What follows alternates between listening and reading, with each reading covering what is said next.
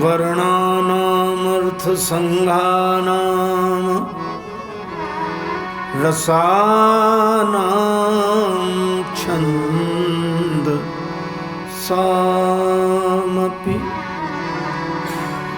मङ्गलानां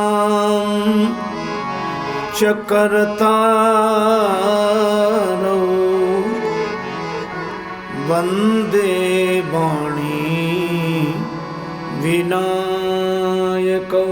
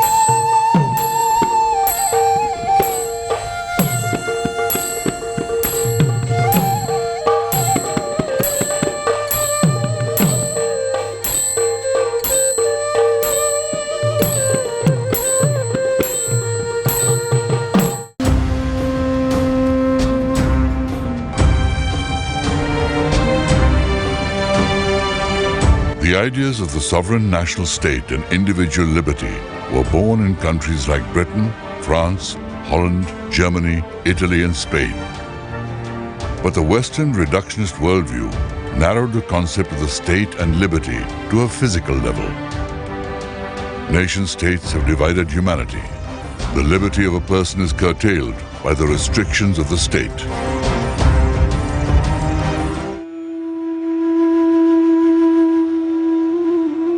In ancient India, the liberty of a person was also limited by reasonable restrictions called maryada. But the maryada-abiding Indians aimed for absolute freedom. They called it moksha. Moksha is the absolute absence of all sufferings. The absolute absence of all limitations.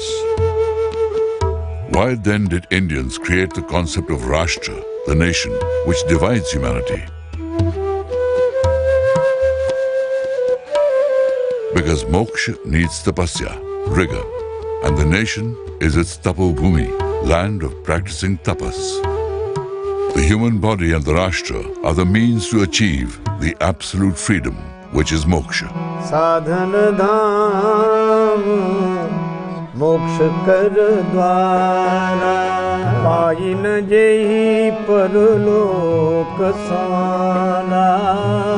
साधन धाम मोक्ष कर द्वारा पाई न जेहि परलोक सारा। साधन धाम मोक्ष कर द्वारा। This is the age of globalization. The concept of the nation-state is very limited. Patriotism often reached a frenzy for the masses, and it caused much destruction on earth. Did the Indian state come into existence with this kind of frenzy? The idea of India is very ancient. This shloka appears in many Puranas. North of the ocean and south of the Himalayas is the land known as Bharat, and her people Bharati. Hindus had defined their nation when Britain, France, Portugal and Spain were not even born. For Hindus, the idea of the nation, Rashtra, was not limited only to the physical land. Rashtra was a living entity. Land is her body. People are her prana, vital force, and culture her mind. The life view of ancient Indians was not reductionist. They had the ability of perceiving the Adi Bhautik, the physical, Adi Devik, divine, and the Adhyatmic, spiritual, all as aspects of reality. all seen as one. Let us take the example of bathing. Bathing every day is one of the ancient practices of the Hindus. Bathing is not only cleaning of the physical body. For cleaning, there were small rooms built outside the large bathing pool of Mohenjo-daro. A bath is seen as a divine ritual. The deity of water is Varun, so water is considered sacred. With this, Atma Abhishek, sanctification, is performed, and this daily ritual was called the bath. Its spiritual form in yoga is Shauch, purification. In yogic practice, bathing is Adibhautik, physical, when cleaning the body, Adidevik, divine, when Abhishek or sanctification is performed, and Adhyatmik, spiritual, when it is Shauch or purification. Flowing water is considered most sacred. When taking a bath, Hindus are meant to recite the names of all the main rivers of Bharat. They perform the ritual Sandhya, puja at twilight hour, every morning and evening after bathing. While doing so, they recited the name of their country Bharat, and with it their own name.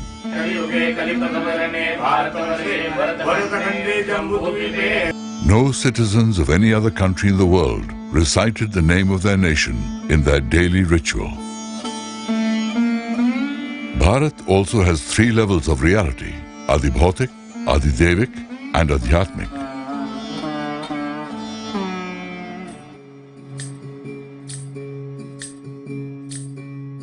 Bharat is not just a physical entity consisting of land. It is a conscious life force to be awakened like the Kundalini.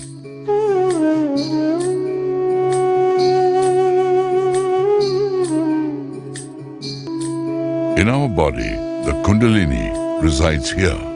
Through the practice of yoga or tapas, she ascends from here. On reaching there, she completes her sadhana, practice. Yogis have sung beautiful songs of their longing and union.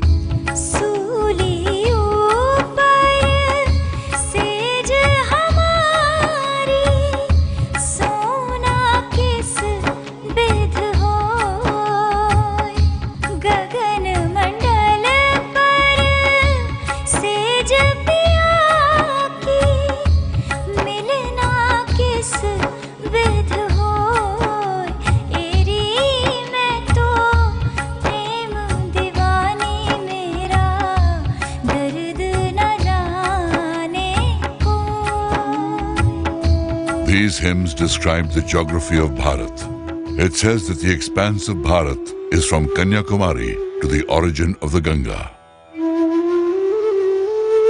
Here, a Kumari is immersed in tapasya, penance.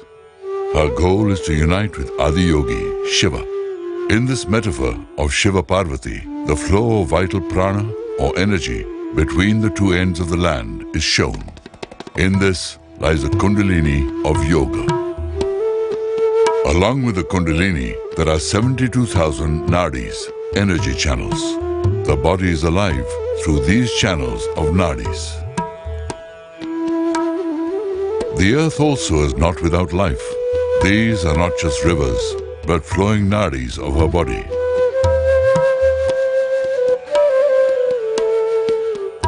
The rivers of Bharat are unique because their banks are illuminated with the presence of yogis. According to yoga, 3 subtle nadis flow in the human body: Ida, Pingala, and Sushmana. Similarly, the Ganga, Yamuna, and Saraswati once flowed across the land of Bharat.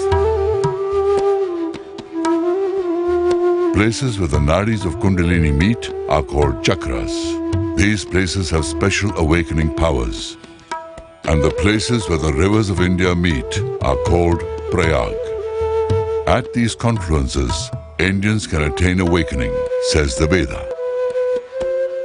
The body is nurtured by the land. Therefore, it should have the characteristics of the land. Yoga texts have shown Desh, their country, in the human body. And the yogis have visualized the human body in their Desh, country. The body and mind of the people form the country and its society. With a little negligence, in the same way that a pot can break or a body can perish, a nation of ignorant people can disintegrate.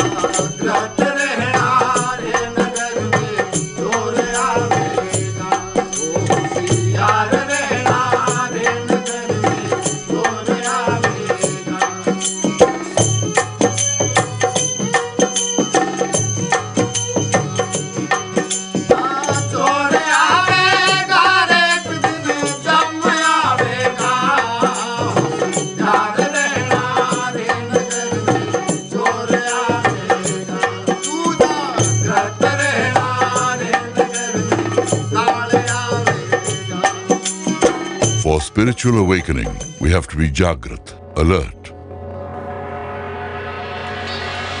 Before the Mongols, the Huns were equally ferocious and were destroying the world. Baladitya, king of the Gupta Empire, crushed the armies of the Huns and declared himself as savior of the earth. But saving the earth is not the ultimate goal. Realization of the self is the truly ultimate goal. Sacrifice self for the sake of the family. Sacrifice family for the sake of the village. And the village for the sake of the state. And for the liberation of the self, renounce the world. In ancient India, global thinking and nationalism were subservient to the goal of liberation of an individual. Modern nationalism is an ism. It can be the patriotic frenzy of a crowd. But reverence for the nation, Desh Bhakti, is Bhakti, undivided reverence. If Bhakti for India is mistaken for patriotism in the West, then India will never be understood properly. Bhakti today is considered to mean blind faith. In fact, it is the most ancient and logical philosophy of humanity. भक्ति का अर्थ है उपासक उपास्य का भाग बन जाए, ये भक्त है। जो भाग नहीं बन सकता वो विभक्त है। जो विभक्त हो गया वो टूट गया, जो टूट गया वो खंडित हो गया। भगवान से खंडित हो गया, अस्तित्व से खंडित हो गया, ये एक पक्ष है। स्वयं में खंडित हो गया, ये दूसरा पक्ष है। कौन सी पंक्ति है वो?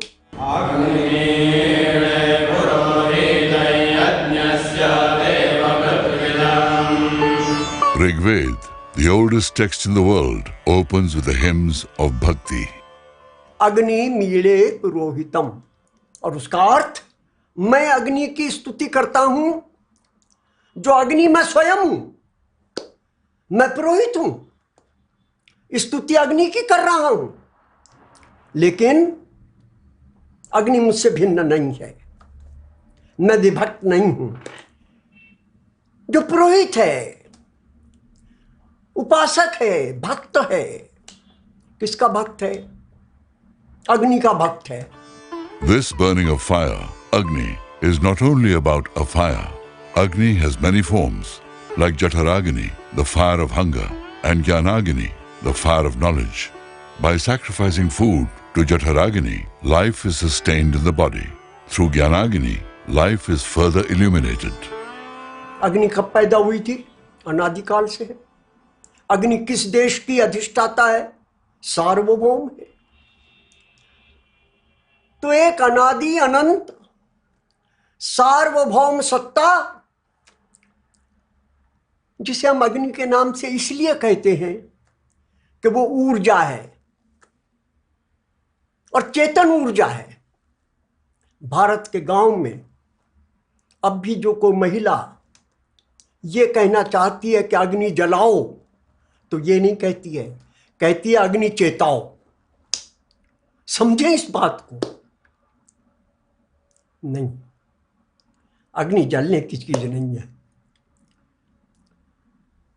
चैतन्य के जागृत होने की चीज। जागृत रहना रे नगर में चोर आवेगा। Householders worship divinities through Agni, and yogis preserve fire in dhuni, sacred fireplaces, thus bringing harmony in the inner and outer Agni. One of the names of Agni is Bharat. The people who worshipped Agni were known as Bharatjan, and the land where Agni remained alive forever was known as Bharat. Till recent times, the women of India never extinguished the fire in their kitchens. तो कहती है अग्नि चेताओ, सो गई है। हम सब में जो चेतना है वो सो गई है और हम ऐसा व्यवहार कर रहे हैं जैसे जड़ हैं, जैसे हम यंत्र हैं। मंत्र से जगाता है, मनन की शक्ति मंत्र है। तो क्या कह रहा है ऋषि? ये विश्वामित्र ऋषि है। किस देश का मित्र है? विश्व का मित्र है। अग्नि किसी एक देश की नहीं, किसी एक काल की नहीं, इसका उपासक किसी एक देश का नहीं। आश्चर्य होता है। अभी भूमंडलीकरण की बात तो अब हम करने लगे हैं। कैसा रहा होगा वो ऋषि जिसने अपना असली नाम तो छिपा लिया शायद, और ये संदेश देना चाहा कि मैं सबका मित्र हूं और मैं उसकी उपासना कर रहा हूं जो चेतना है सब में। और वो चेतना पुरोहित है, अदृश्य नहीं है। ऐसा नहीं है कि दिखाई नहीं देती है। मुझे चेतना मनुष्य में दिखाई देती है, इतनी बात नहीं है। पशु पक्षी में दिखाई देती है, इतनी बात नहीं है। पेड़ पौधों में दिखाई देती है, इतनी बात भी नहीं है।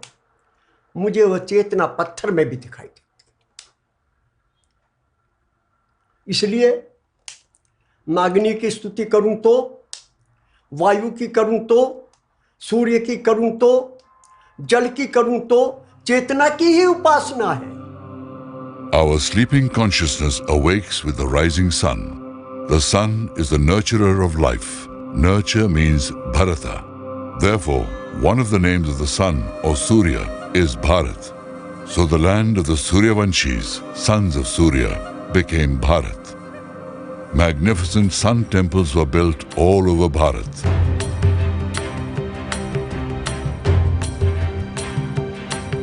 The Sun Temple of Multan was gigantic. It is said to have been built by Sambh, the son of Krishna. Now it no longer exists. The unity of India was damaged by those who destroyed these sun temples.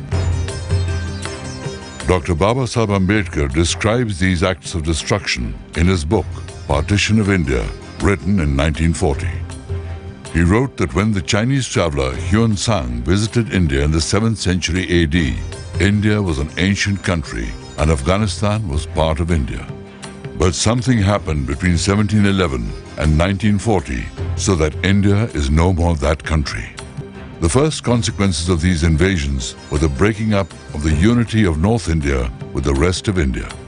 The whole of North India would have been severed from India had it not been for the check provided by the rise of the Sikhs.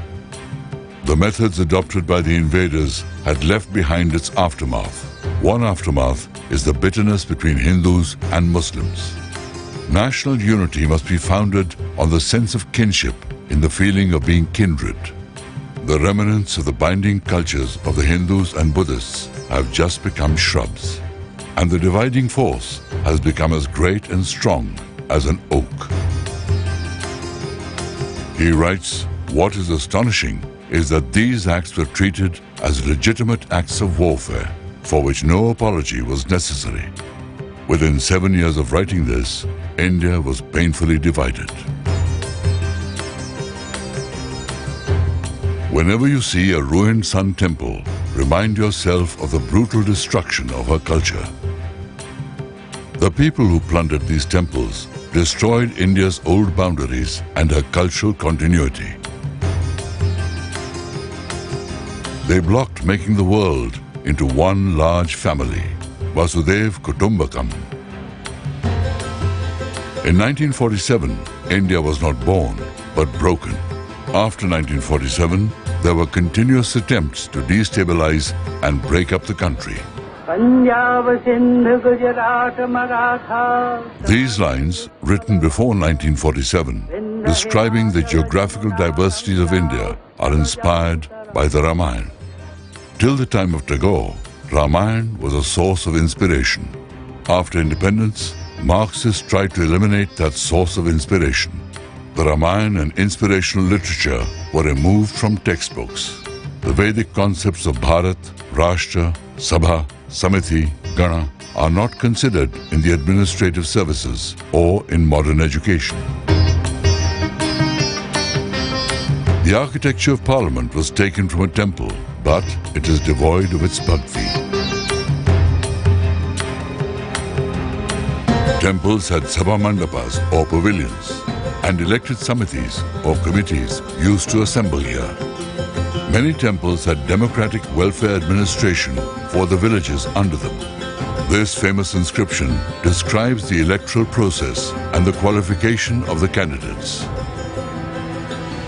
Sabha mandapas had divine and spiritual purposes also. Songs, dance and plays were performed for the deity. Spiritual debates were also held there.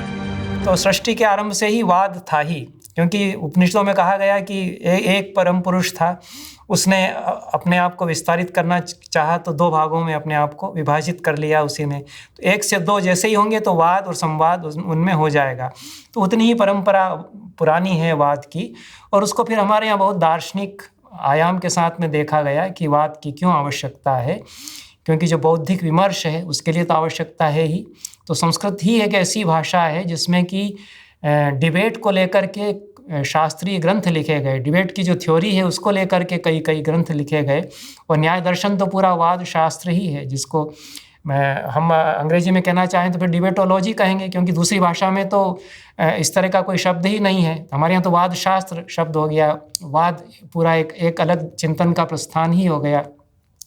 तो गौतम मुनि ने न्याय सूत्र में जो 16 categories बताई हैं, प्राण, प्रमेय, संशय, प्रयोजन, तर्क, सिद्धांत, अवयव, छल, जाति, निग्रह, ये जो 16 पदार्थ हैं, इनका अभ्यास करता जाए तो मुक्ति प्राप्त हो जाती है। तो उनकी जो सारी 16 कैटेगरीज हैं वो सब वाद की ही कैटेगरीज हैं।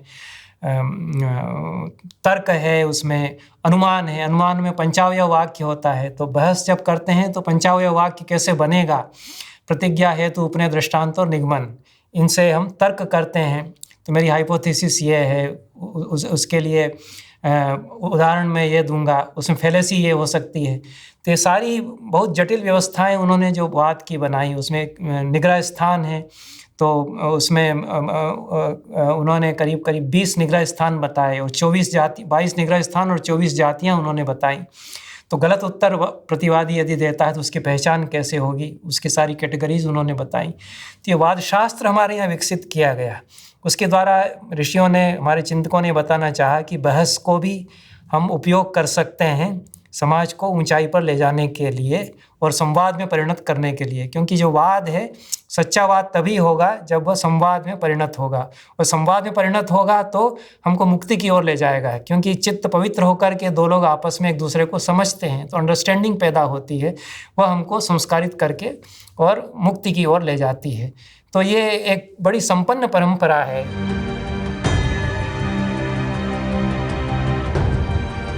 One book, one messenger, one God were never the characteristics of India. Countless scriptures, innumerable sages, several theist and atheist philosophies, and continuous debate about them was the culture of India.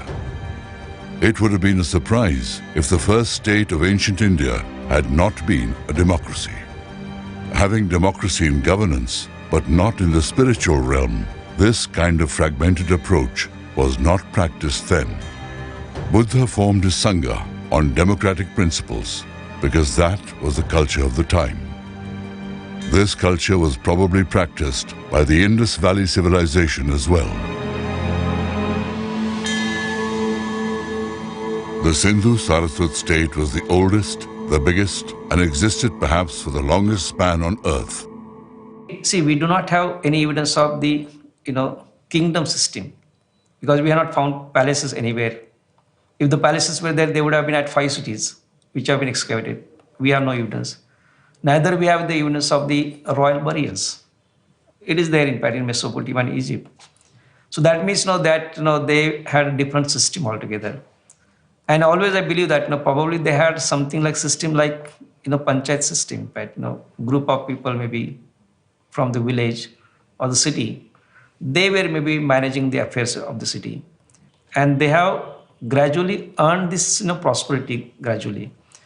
And then once it is that system has developed, then perhaps everybody was content, and everybody knew that this is his limit, but he should not cross the limit. And there is a very strong evidence about the peace-loving Harappan people. Then there is also mention about the Agni Puja, the fire worship, carried out by people along the river banks. And only sites located in this part, like Kalibanga, for example, which was excavated by Bibi Lal, or Rakhigadi, which we have excavated. So only sites located in these parts have provided the evidence of fire worship only. Where Agni was worshipped, there flowed the river Saraswati. Saraswati is reverently extolled in the Vedas and Puranas. She is a river, a goddess, an icon of wisdom. This Saraswat land was perhaps the center of knowledge for both the North and South India. Therefore, Indians long to rediscover their lost Saraswati. One of the names of Saraswati is Bharati, the goddess of knowledge. Bharat was rightly named after Bharati because the civilization was built on knowledge right from the beginning. Knowledge means Gyan, and mastery over skillful knowledge is Gyati, or the word Jati. Several Jatis, the castes of India, ensured the continuity of skillful knowledge generation after generation. Because of this, India became the richest country in the world for the longest time in human history. The highest knowledge is Brahma Gyan. Brahmadesh and Bharat are synonymous. Agni and Gyan, wisdom, defined the cultural boundaries of India. The western boundary was Persia, the northern was Tibet. When these shores were attacked, the Parsis brought their sacred Agni to India, and the Dalai Lama brought back lost knowledge or Gyan. In these attacks, India lost her cultural boundaries, and humanity lost the great cultural continuities of Persia and Tibet.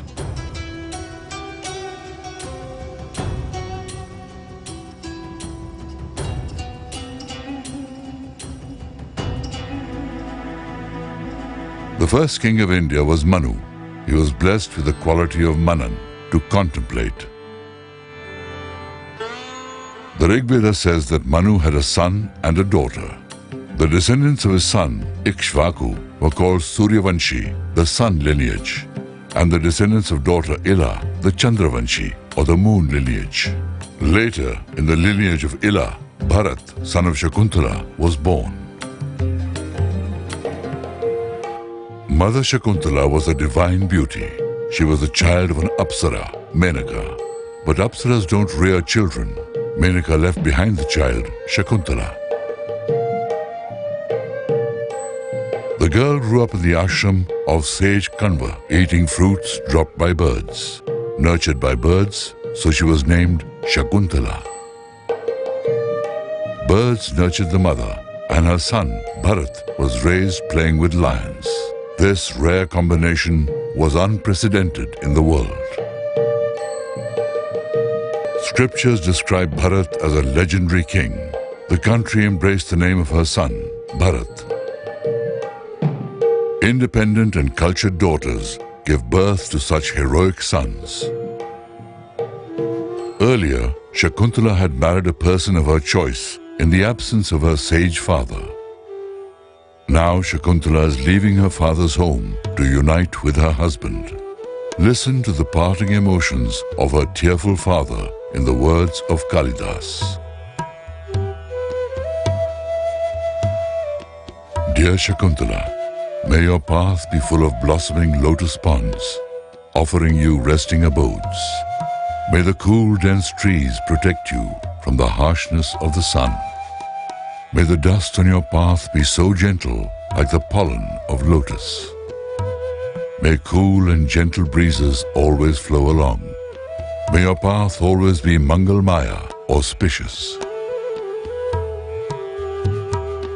Let these tender feelings of Kalidas continue to resound within us.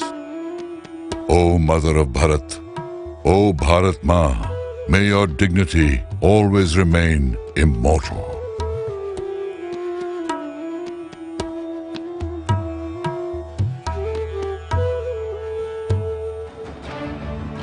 The first Jain Tirthankar, Rishabhdev's eldest son, was also named Bharat. He was a valiant emperor. The country Bharat was also named after him. Bahubali once defeated Bharat in war, but felt intense remorse for defeating his elder brother. Intense emotions can bring samadhi. He renounced the world and stood still in the forest in the Kayotsarg Mudra. Only a lion-hearted warrior can possess such firm stillness. With time, creepers climbed all over his body. King Bharat arrived to offer veneration at his feet for his severe tapas or penance. Bharat has always venerated renunciation and tapas.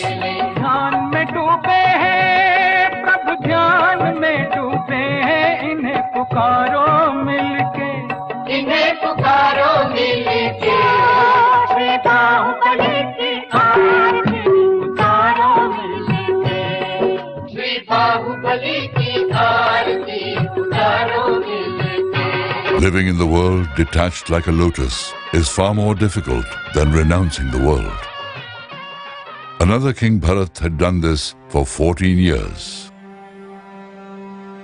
Bharat from the Bharat kings, Bharat from Agni and Sun, and Bharat from Bharati. The name Bharat has three ideals contained in it: knowledge, power, and renunciation. Because of these high ideals, the ancient Indians were not supremacists. They were very liberal in praising the beauty of other lands and the conduct of foreigners. But they were proud of their own conduct and cleanliness. This pride was not baseless.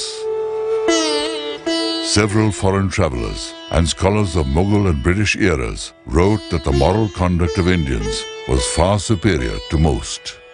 2000 years ago, historian Strabo wrote, "They are so honest as neither to require locks on their doors nor writing to bind their agreements."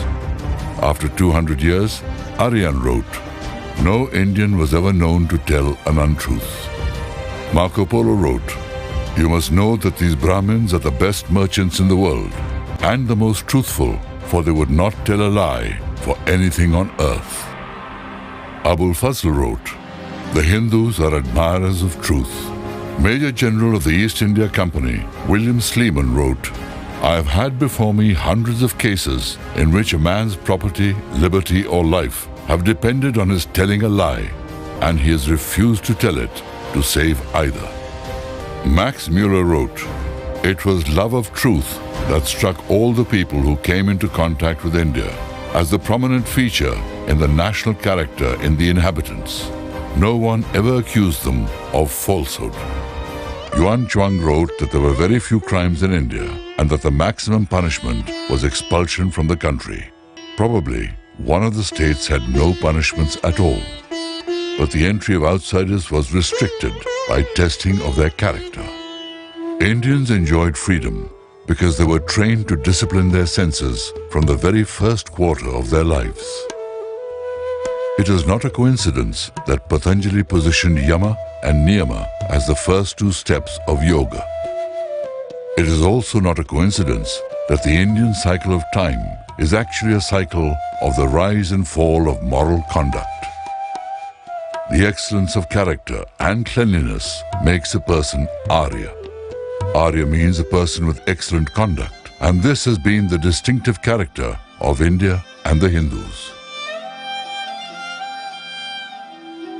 A supremely truthful king, Harishchandra, is heard of only in Bharat. The king renounced everything to uphold the truth of a vow taken in a dream. To keep the promise, his life could be sacrificed. Such kings and their lineages have been seen only in India.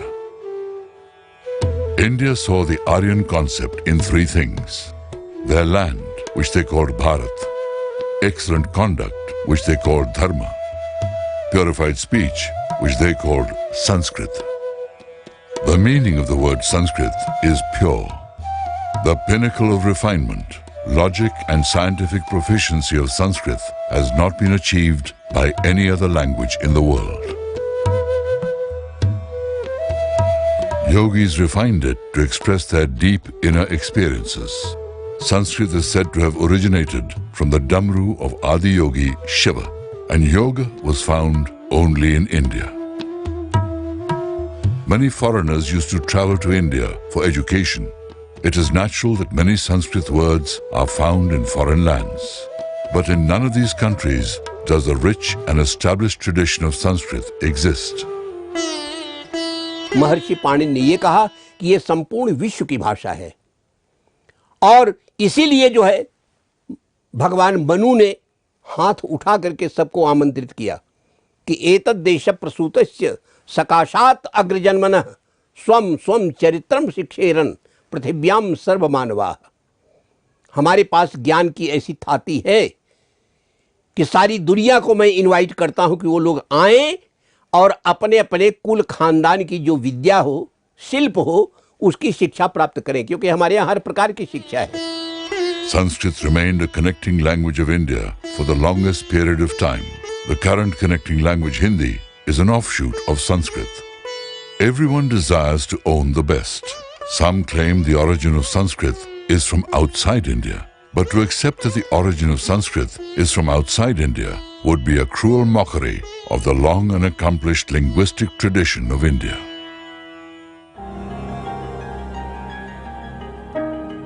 Foreigners used to call the land of Bharat as Hindus, Indos, Shintu, and her inhabitants Hindus. Around 300 BC, Greek writers called the land of Bharat India. And around the same time, the Iranian king Darius also called it Hindustan. The name Hindustan was certainly not limited only to the Sindhu Sover province. There were two roads to enter India, with both opening at the river Sindhu or Indus. Therefore, for foreigners, this ancient river became the symbol of India. Indians, with their integrated life view, call their rivers Mother. They knew that food grains nurture the human body and rivers nurture the grains. This river Sindhu, these fields, and this magnificent mutt, all are the eternal symbols of Sindhu Dharma. Sindhutva or Hindutva is not a religion of a book written in the past, but a continuously flowing culture, Sanskriti. Hindu sects, both Vedic and non-Vedic, had differences in their philosophies. They competed with each other. They had rivalries, and there were some incidences of violence too. But there was not a single case of massacres, because they all believed that there is a divine presence in all living beings. They were linked with the principle of dharma. There were Jains and Vaishnavas, and Vaishnavas were vegetarians like the Jains. The Buddha and Tirthankaras are seen in the Vedic temples across India even today.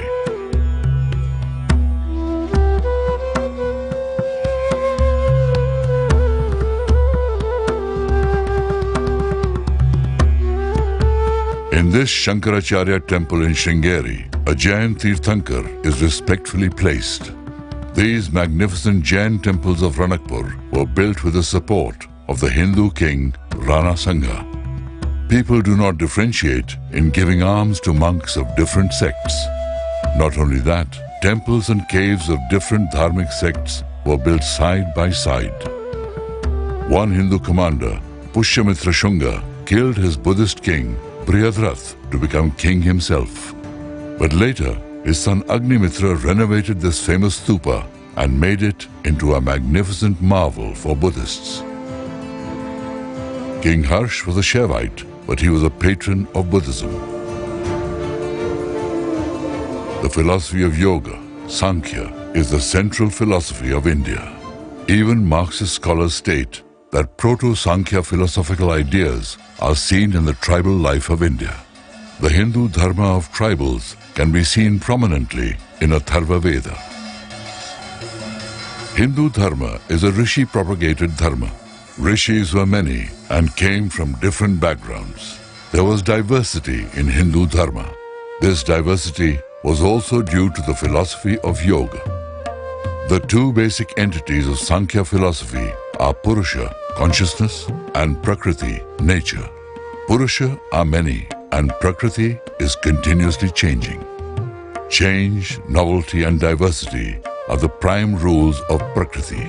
Therefore, change, novelty, and diversity were an integral part of Hindu dharma from time immemorial. This diversity is the identity of India and also of yoga. In yoga, sometimes karma was dominant, at other times jnana. Sometimes it was bhakti, other times asana. Sometimes yoga was mantra, at other times tapas. Perhaps even before tapa, it was rita, divine law or truth. यज्ञस्य देवम ऋत्विजम. ऋत्विजम वो ऋतु के अनुसार, समय के अनुसार अपने आप को बदल सकता है.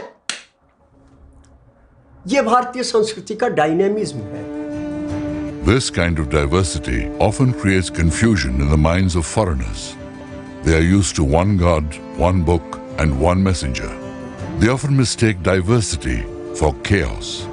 But diversity creates rasa in life. The way every leaf of a tree is different, but nurtured by a single sap. The way trees are many, but nurtured by the single forest.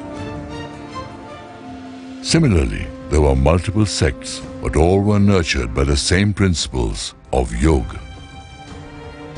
These multiple forms of yoga have an internal unity. Any karma or jnana is considered yoga when it has the concentration of chitta consciousness, and concentration of chitta consciousness is yoga only when it illuminates the self. Abhyas and vairagya, tapa and dhyana, asana and shoch carry the same meaning across all sects. They are common characteristics that make the Hindu a Hindu. These characteristics of conduct give a distinct identity to Hindus against the Greeks, the Shakas, and the Huns in ancient times, and later against the Arabs and Turks. There was no concept of a separate religion in ancient India. It was the dharma that everyone followed. The Hindus of today were the true global citizens of the ancient world. The word Hindu is derived from the Sanskrit word Sindhu. In the Vedas, the river Sindhu is like a mother. India got her name Hindustan in her mother tongue Sanskrit from the river Mother Sindhu. So the name Hindustan represents the motherly nature of earth. It is amazing that from the times of the Vedas till today, the global spirit of Indians is preserved in the name Hindustan. And the reverence of rivers by the Hindus has remained the same until today. The dharma of worshipping nature has also remained unchanged. North of the ocean and south of the Himalayas was the land of nature-worshipping Hindus, and it was called Hindustan from the ancient times.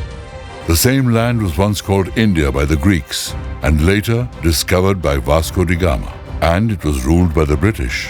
From that same land, an Islamic state was also created. This land is now being called South Asia to muddle her ancient identity again. This is the map of influence of Sanskrit, and this one of the culture of Dharma, and this one of the Mauryan Empire. Today, no one thinks of the area that India has lost. Bharat is like the body of a yogi. In this vast land of Bharat, yogis and siddhas used to roam freely. Tourism feeds consumerism, but pilgrimages to sacred places is directed towards yogic freedom. In 1947, those who were drawing India's boundaries on the table were not interested in its spiritual aspect. For them, the nation was a physical entity to be divided. So they overlooked Nankana Sahib, the birthplace of Guru Nanak, and put it outside India by a few miles. They were unaware of the importance of Sharda Peeth and Lahore to India. What kind of Hindustan was created which was devoid of the Sindhu, the Ganga Sagar, and Mount Kailash? On the crown of India stands the Kailash. On her feet is also the Kailash. On her lap also blossoms the Kailash. And Kailash is the abode of Adi Yogi and Yoga. The yogic aspect of India has never been taught to Indians in regular schools. Even the valuable teachings of the Puranas were deliberately excluded from education. The word Puranpanthi was made derogatory. In ignorance, Indians were made to give away Mount Kailash, the Sahasrar of India. They lost the spiritual pinnacle of India. The unhindered travel of yogis from here to that point was the connection between Kanyakumari and Adiyogi Shiva. That connection is gone. India is the land of yogis of the world. All should be allowed to travel across the land freely and experience her itihas and culture. For humans, Bharat is the land of karma, for liberation. A person practicing self-liberation is called Urdhvareta. Gautam Buddha was one such being. While doing meditation, he sat along the trunk of a tree. There is an upward movement of sap in trees. Therefore, trees are Urdhvareta. The entire Indian tectonic plate can also be called Urdhvareta.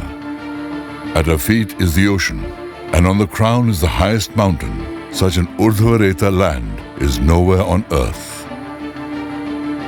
The Indian tectonic plate is the fastest northward moving plate on the planet. Perhaps this phenomenon of nature may have developed in Indians the technique of becoming an Urdhvareta called yoga. The collision of these two plates created an amazing phenomenon on earth. The formation of the fastest and continuously rising mountains, the Himalayas.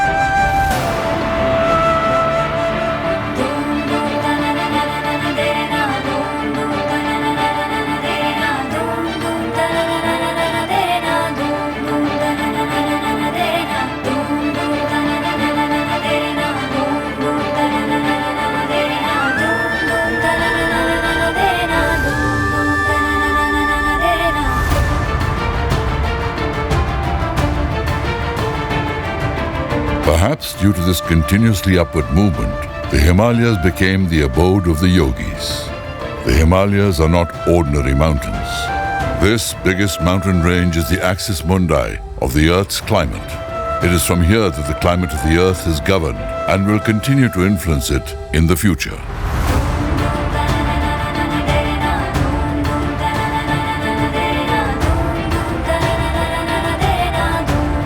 The Himalayas have bestowed three gems to the land of India.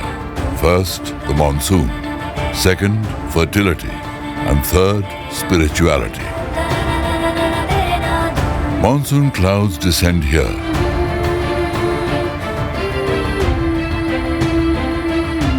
Perhaps they come to salute the crown of the earth.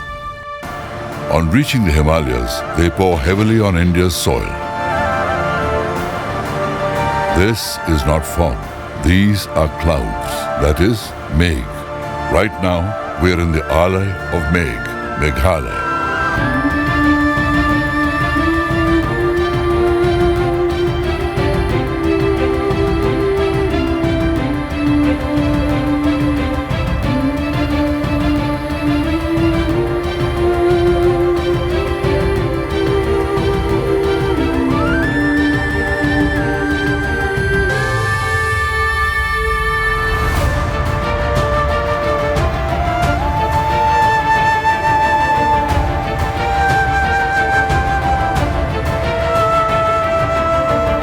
This place gets the maximum rainfall on the planet. The upward movement of the Indian land nurtures spiritualism. and the downward movement of our rivers nurtures life. This population density has not survived anywhere on earth, but here, this abundance of drinking water is nowhere to be found on earth.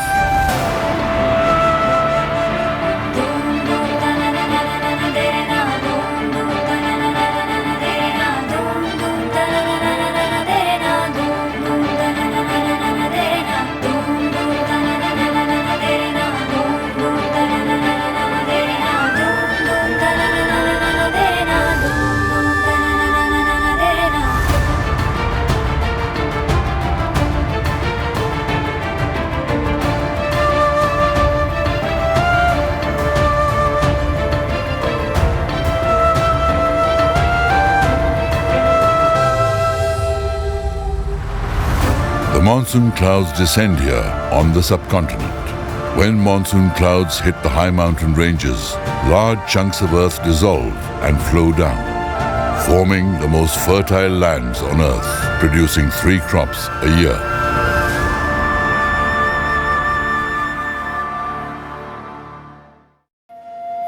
Only those can practice the higher pursuit of reality who are free from the basic need for food. Gautama Buddha, with thousands of his disciples, used to beg for alms in the villages. Some places were naturally so plentiful that there was no need for the begging. Trees were full of fruit around beautiful ponds. Eat fruit, drink cool water, and pursue the higher reality. Naimish Aranya was one of many such places.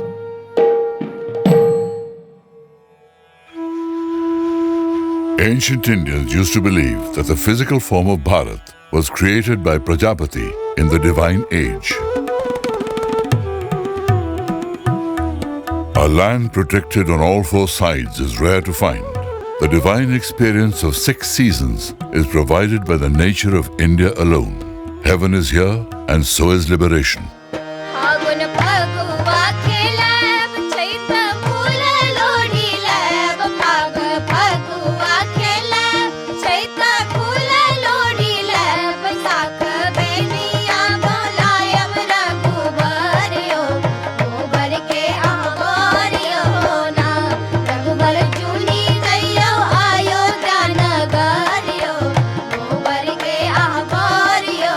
Only those with a bountiful nature can believe that the whole world is one family, as they have no need for looting and deceit. The forest representing Vedic and Indian civilization, and the desert representing the Abrahamic civilization. These two are very appropriate metaphor for the contrast between these two. Not only as metaphor, but even reality is like that. Because, in a forest, you have a lot of diversity. You have so many kinds of species, plants, animals, new things coming, old things evolving. They are all interdependent. So our civilization is like that. So many types of thought, cultures, traditions emerging, not fixed, and interdependent, flux, change. So this is the character of the forest. You go to a forest one day and you take a photograph. If you take a very detailed photograph, you will see a certain kind of quality of plants and whatnot. Next day it rains, you come back and new things have come. You go back a little bit later, some of those things have died. So the change is always there. It's dynamic. It's also open architecture in the sense that it's hospitable to new things. Some animals migrated in, something happened, and this becomes their home also. Desert is not like that. In a desert, things are more static. There is not that much changing. Basically, not much grows there. And if you go day after day after day, you'll see the same sand and few things like that. Nor is there an overabundance of life. So you don't have such a large diversity of things that can live there, whether it is plants, whether it is animals.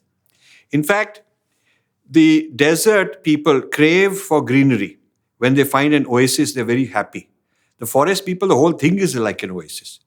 So this is why I feel that some of these desert people, they have green flag because that's their fantasy, green, because they don't have it.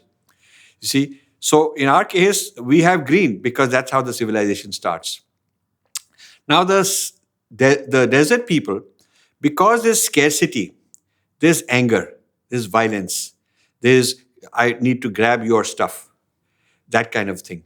Whereas in the forest, there's plenty. There's plenty for you, there's plenty for me, because there's overabundance. Forests are rich. Deserts are poor. Desert people are always looking for a forest somewhere. So for them, it's very exciting. Somebody discovered a forest, let's go plunder it.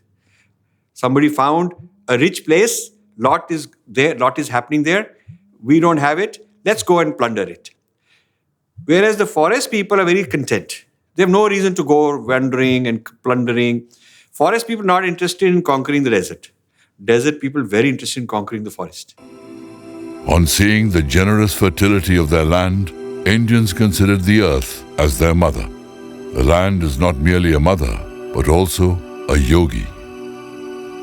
Abhinav Gupta, the legendary philosopher of Kashmir, once said, to sprout the seed of sansara, the world, Adi Yogi Shiva, by becoming Mooladhar, positioned himself in the form of the earth. Veda says that Hiranyagarbha, the golden womb of the sun, is the primordial yogi. How can we learn yoga from the mighty sun? We are safe under the cool cover of Mother Earth. The Bhumi Sukta of Atharva Veda is one of the most popular ideas for the environment. But it was not simply an idea. It was a life based on yajna. The one who knows yajna knows that the earth is my mother and that I am her son. एक बार यदि कोई उस पृथ्वी सूक्त को पढ़ ले तो मैं समझता हूं कि उसके पास हृदय नाम की कोई वस्तु होगी, तो चाहे वो क्रिश्चियन हो, चाहे वो मोहम्मडन हो, चाहे वह किसी भी पंथ या धर्म का हो, लेकिन अथर्ववेद के पृथ्वी सूक्त को पढ़ करके वो हिंदुत्व की दृष्टि को अच्छी तरह से पहचान सकता है। इतना अद्भुत वो सूक्त है, उसका जो निचोड़ है वो निचोड़ तो सारी दुनिया जानती है। माता भूमि ही पुत्रो अहम पृथिव्याः, ये उस मंत्र का एक अंश है। ये पृथ्वी जो है मेरी माँ है और हम उसके पुत्र हैं। लेकिन कोई ये नहीं बता पाया कि जब ये बात हमारा ऋषि कहता है तो उसके सामने कौन सी पृथ्वी है। क्या वो पृथ्वी वही है जो कि उत्तरम यत् समुद्रस्य हिमाद्रिश्चापि दक्षिणम वर्षम तद भारतम नाम भारती यत्र संतति, क्या उसी पृथ्वी की चर्चा कर रहा है। कुछ मंत्र भारत से मिलते हैं उसके, लेकिन जब तक आप सप्तद्वीपा पृथ्वी को सामने नहीं रखेंगे आप पृथ्वी सूक्त के साथ न्याय नहीं कर सकते हैं।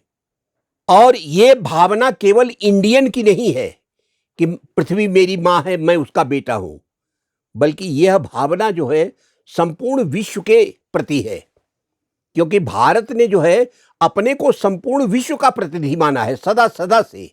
यदि ऐसा वो न मानता, अपने को रिप्रेजेंटेटिव न मानता सारी दुनिया का, तो कभी न कहता कि कृण्वन्तो विश्वमार्यम, कि सारी दुनिया को हम अपनी तरह आर्य बनाने का संकल्प लेते हैं। वो कभी न कहता कि सा प्रथमा संस्कृति ही विश्ववारा, ये जो संस्कृति हमने बनाई है ये पहली संस्कृति है, हमसे पहले किसी ने संस्कृति की कल्पना नहीं की। और ये जो संस्कृति हमने बनाई है ये कैसी है, विश्ववारा, विश्वम वारयते रक्षति इति विश्ववारा, जो संपूर्ण विश्व की रक्षा करने में समर्थ है। ऐसी संस्कृति केवल भारत ने बनाई, क्योंकि तुमने जो संस्कृति बनाई उससे तो तुम अपने कुटुंब और कबीले की भी रक्षा नहीं कर पा रहे हो, अपनी महिलाओं की रक्षा नहीं कर पा रहे हो, अपने बच्चों की रक्षा नहीं कर पा रहे हो, दुनिया की रक्षा क्या करोगे।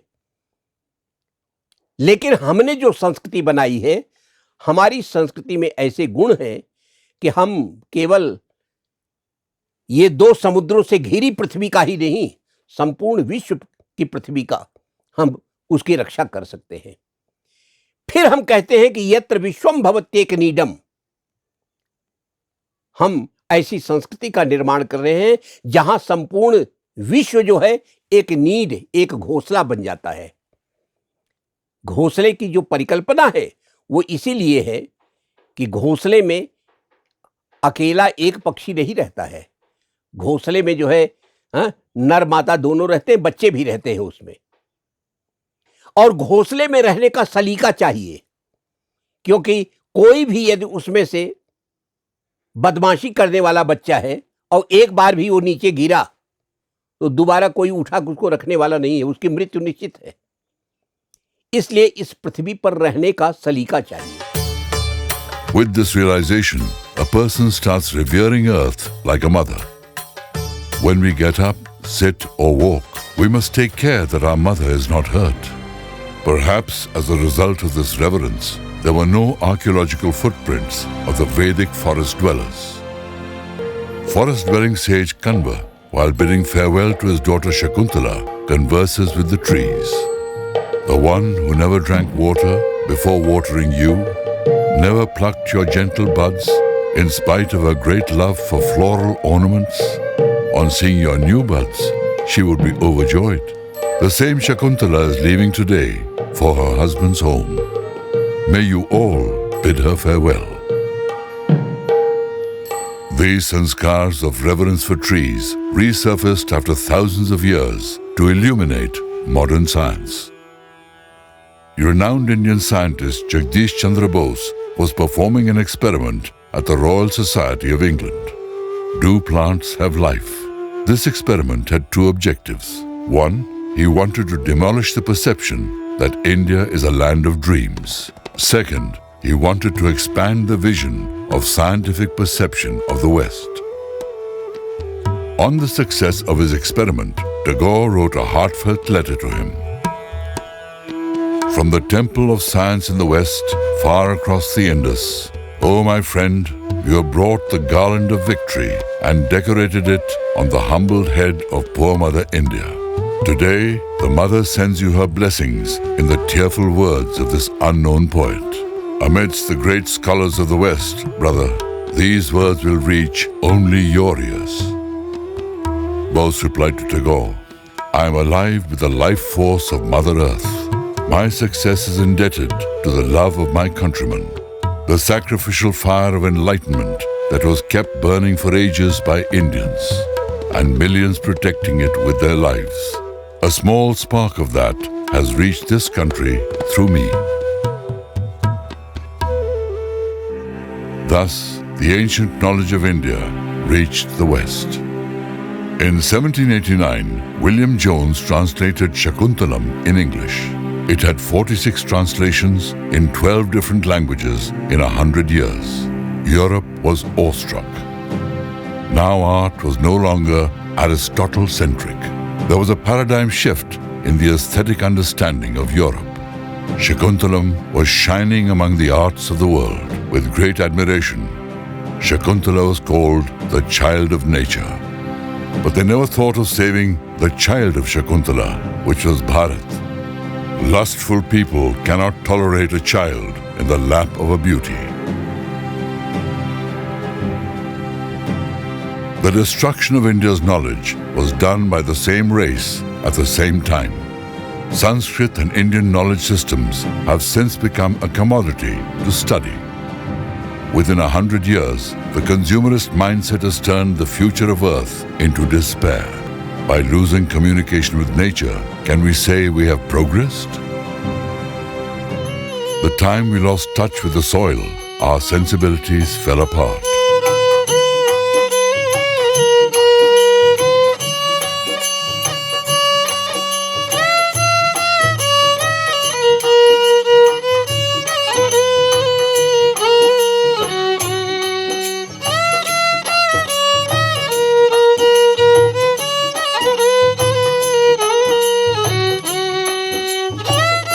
Sunlight, wind or rain erase them with time. And during festivals like Holi, Diwali and marriage, these women recreate them with new styles.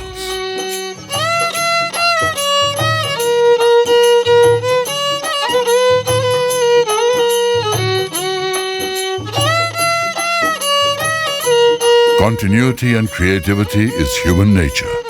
Indians lived with nature, revered it, and evolved a culture that complemented all existence. It is time the wisdom of Indian culture is rediscovered.